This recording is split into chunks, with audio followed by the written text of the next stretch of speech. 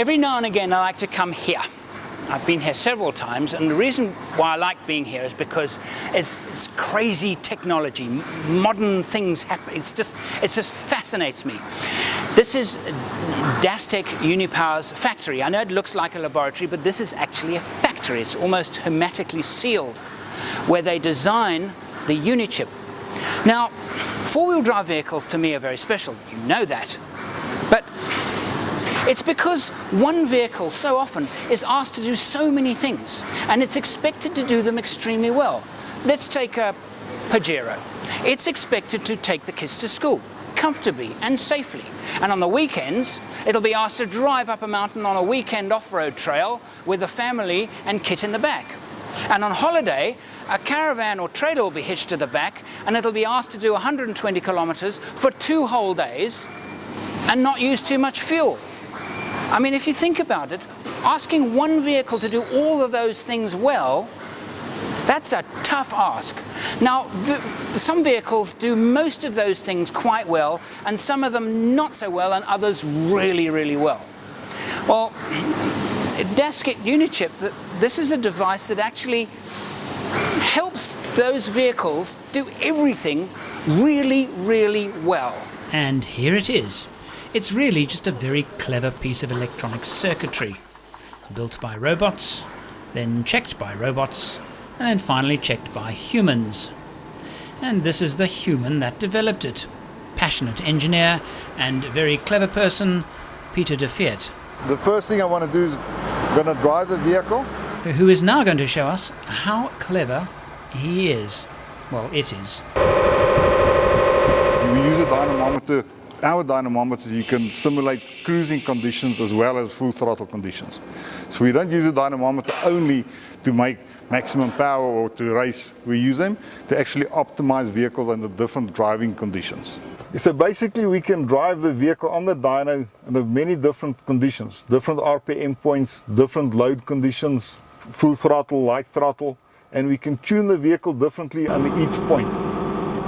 So I can simulate driving on the freeway at a steady speed with light throttle, and I can again tune the vehicle at different throttle positions, different RPM to different mixtures. Now if you look at the moment, let's go to say 3000 RPM or maybe 3.5 even as a typical cruising RPM. We will see on the air-fuel ratio meter at the moment it is showing 12.4 to 1. So that means it is using 12.4 kilograms of air for every 1 kilogram of fuel. Now for economy, that is way too rich. So if I go and with a Unichip, I turn my fueling button to the left, you see the air-fuel ratio is actually changing. And that's going to about 13.7, 13.8, and maybe I want it down about 14.6, 14.7 for cruising. That will be good for fuel consumption. Now, we've lost a little bit of power for cruising, but while we're cruising, we are not concerned about power. We want, our most important aspect is to have optimum fuel consumption. If I go full throttle, I can now tune it differently. So there's 14.7 at full throttle, which is a little bit too lean. You see, as I change the mixtures, you can see the power actually pick up in order to get to the optimum point. So it's not only for power, you can also, it is for economy and power, you can get the best of both worlds depending on your actual driving style. So you can find the absolute optimum point, ignition timing point at different throttle, different RPM for each specific individual vehicle. So because no two vehicles are identical, that's the reason we will tune individual vehicles for that engine's optimum performance under different conditions. Now with a diesel vehicle, things are a little different. Now at any given RPM, I can switch it on. So I tell the dyno, load it at this particular RPM. And you see, the dyno is now keeping it, in this case, to just over 2000 RPM. And as I'm pushing my foot, throttle-wise, more, you will see the power actually increasing on the dynamometer. What we did on this particular vehicle, being a diesel vehicle, we have first of all a map which is a normal standard map to show that's the way it is without the Unichip in it. And then we have a day-to-day map which is driving like day to day, basically what it says. Then there's a serious power map. And on a diesel, you would use that only for a short distance if you need to get up a hill or you want to do something quite seriously for a short period of time. On a diesel, if you run prolonged with a lot of extra diesel, the temperature can become a problem. And that's why the day-to-day map is safe for every day-to-day driving. The serious map, just if you want to have a serious short sprint. And then you see there's here a towing map, which the towing map actually makes less power than the day-to-day map.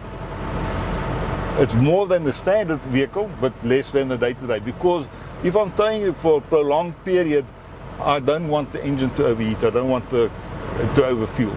So a towing map we make a little bit more conservative than a normal day-to-day map, where you're going to be driving and taking foot on off.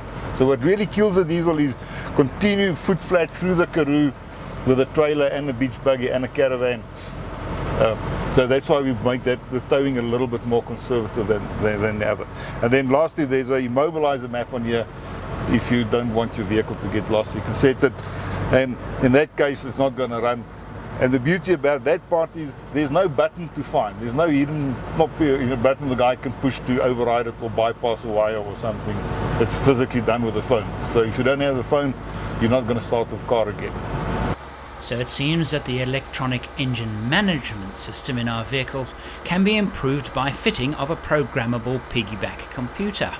And while these are available off the shelf, this demonstrates perhaps the value of having one's vehicle fitted and then personally dyno-tuned as well.